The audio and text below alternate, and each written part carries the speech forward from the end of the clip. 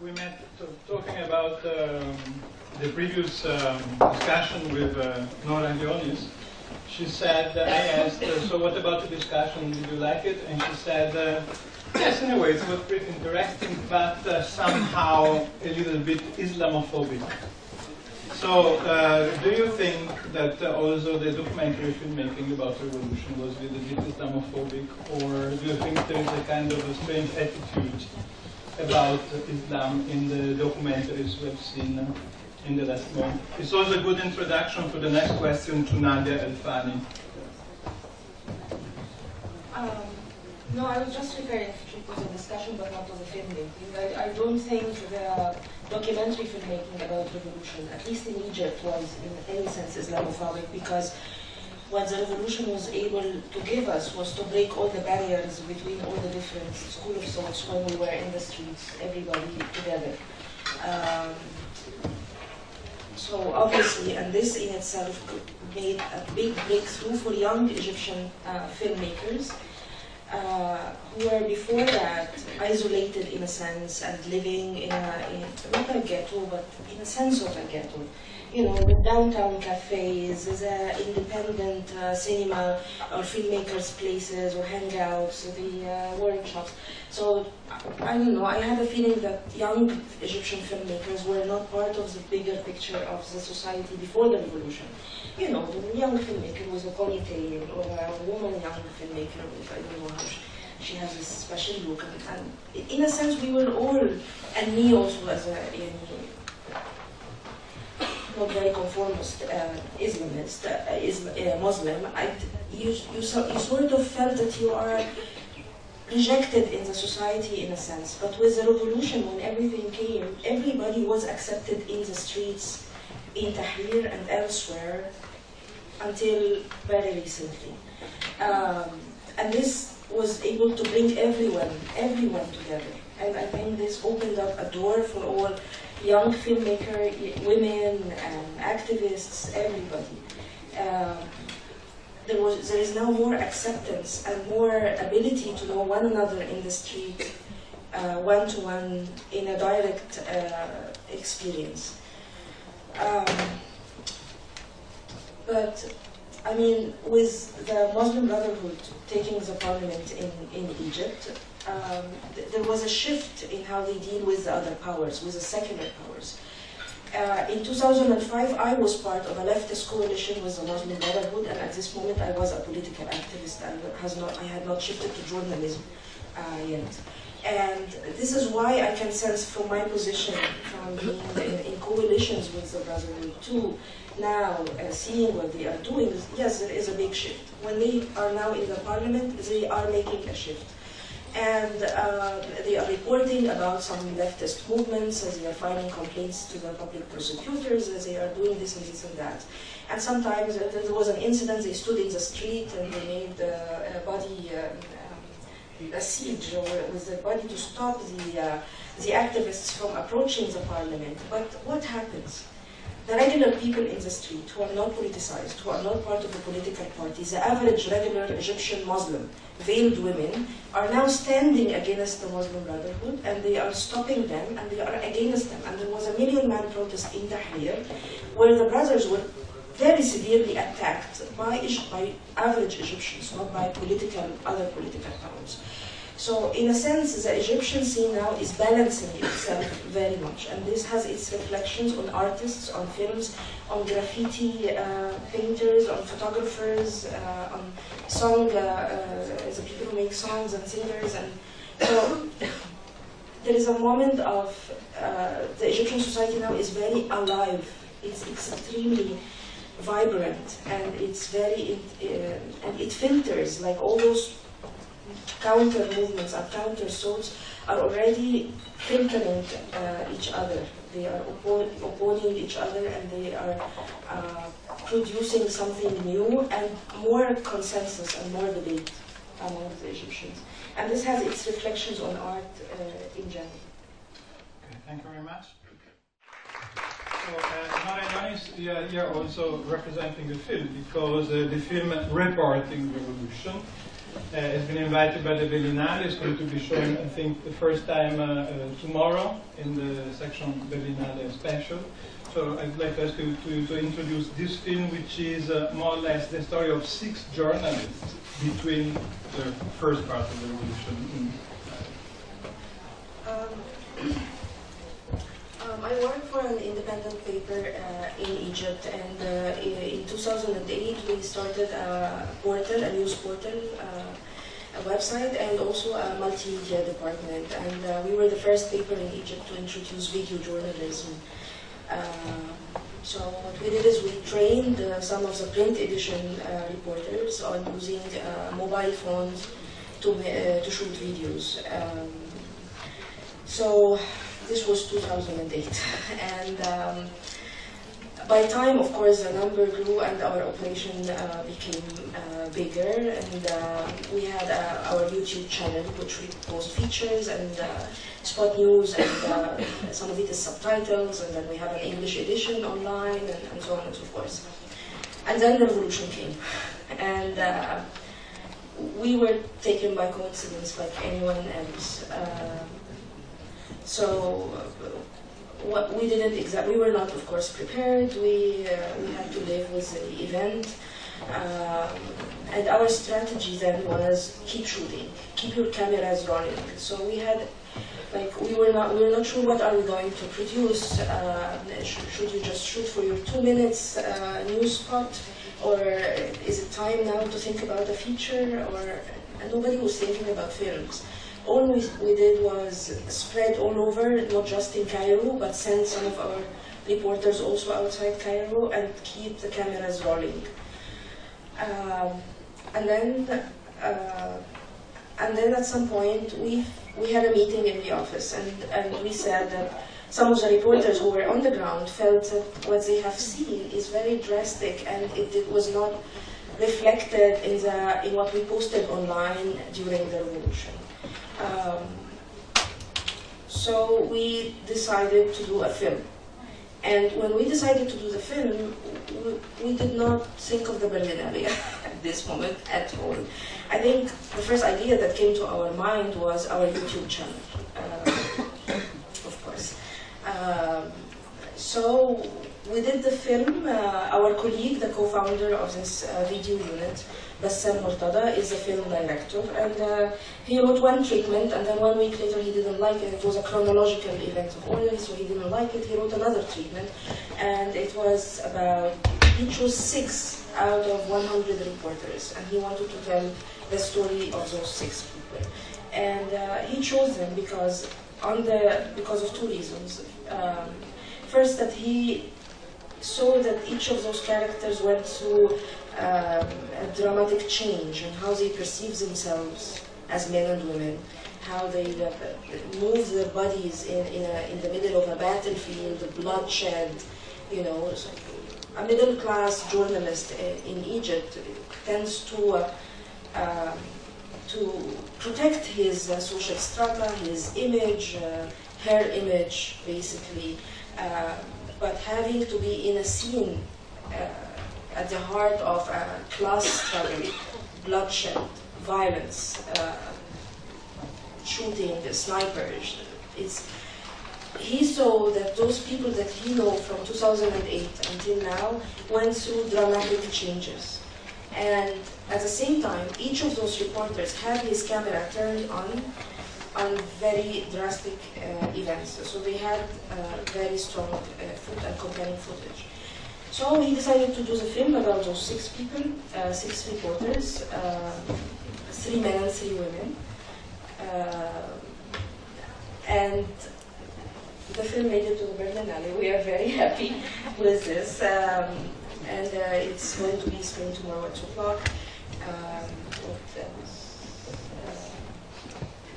So I have another question too, because we are in a way 2 very different positions here. So Nadia El Fani is saying, I'm a militant. So I'm a filmmaker, but I'm also militant. And maybe the biggest topic, the most important topic of your film is the contradiction between professional duty, neutrality, and engagement. Yes. So, and in a way, you're trying you tried to find a way Yes. during this film. Yes. Is it true? Yes, this is very true. Actually, the problem that everyone faced and questioned out of those 6 characters was, should I be a journalist and keep a distance from the events that I am seeing and be neutral towards both sides and be completely out of the equation, or should I be an active citizen at this moment?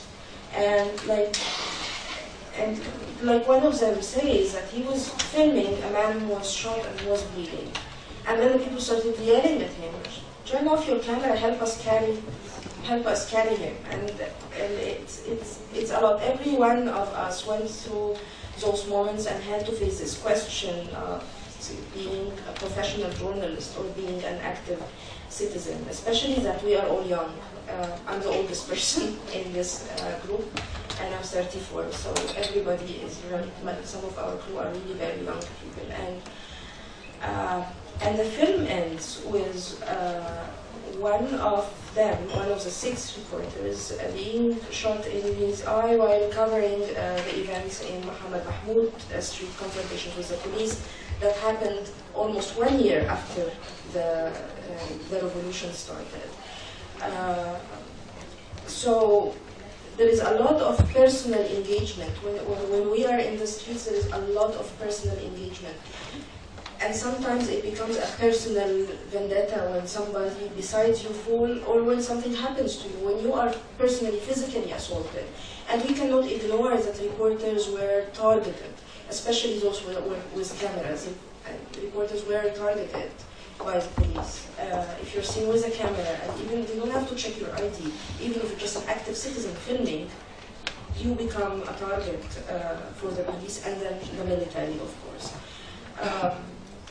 So it's this dilemma that the film explores. And there was one scene that I shot in the film. I'm also one of the 6 characters in the film. And there was one scene that I shot in the film from a balcony. And the scene is about a bridge. And the protesters are trying to cross the bridge from Giza to go through this bridge over the Nile, the River Nile, to go into Tahrir Square. And this was January 28th. And I was filming from the balcony of a 5-star hotel because internet was shut down in Egypt at this time, together with mobile phones. And we managed to find that this hotel had internet connection. So we moved our newsroom to this hotel. So I was filming people dying on this bridge. There was masses, thousands and thousands of people, and also thousands of police. And the violence was unbelievable. Now the distance I had here between the balcony and the bridge was an enforced distance. It was not a distance that I chose. I was in a location that does not allow me to be anywhere else. But I don't know, I think we all have our post-traumatic issues with everything that we saw and filmed. So I think those who are physically involved in certain scenes, they also have their issues where asking yourself the questions, was this right or was this wrong? Did I do wrong as a journalist? Did I fail as an active citizen? And even the enforced distance on me personally that I had between the balcony and the bridge where people were dying. Today I'm also having my nightmares and post-traumatic effects, and you just can't see police cars running over people, and you're just shooting and then so I don't think it's a sorted question, and it's also different, and I know we have fellow journalists here. It's very different when you are filming these scenes, when you are a reporter that is fielded to Syria, for example, to cover what's the horrible things that are happening in Syria. It's very also different when it's your own country. It's just another level of the struggle, and it puts on you a bigger burden. And then the question arises, is it at all possible to remain a professional journalist through this? Maybe yes, but is it also possible to remain a sane human being afterwards? I don't know. So there is a lot of Western misconception about our region, and but also I understand that the Mubarak regime has separated us not just from the world, but also from Africa, basically, and Eritrea for the past 30 years. So I don't see it as a miracle that women are represented here today, and that this was unprecedented, for example, in 20 years or 10 years ago. I think that this is more a misconception about our region. Actually, women have been there. They're among the first students in university 50 or 60 years ago. They were in the television industry, since the television industry started in Egypt and then spread to the rest of the Arab world.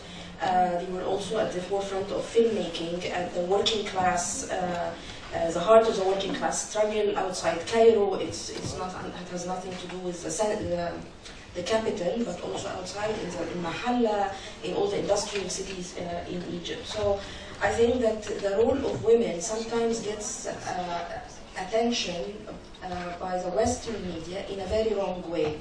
Women are there, and they were at the forefront of the revolution since day one. They are among the martyrs. They are there at the front lines.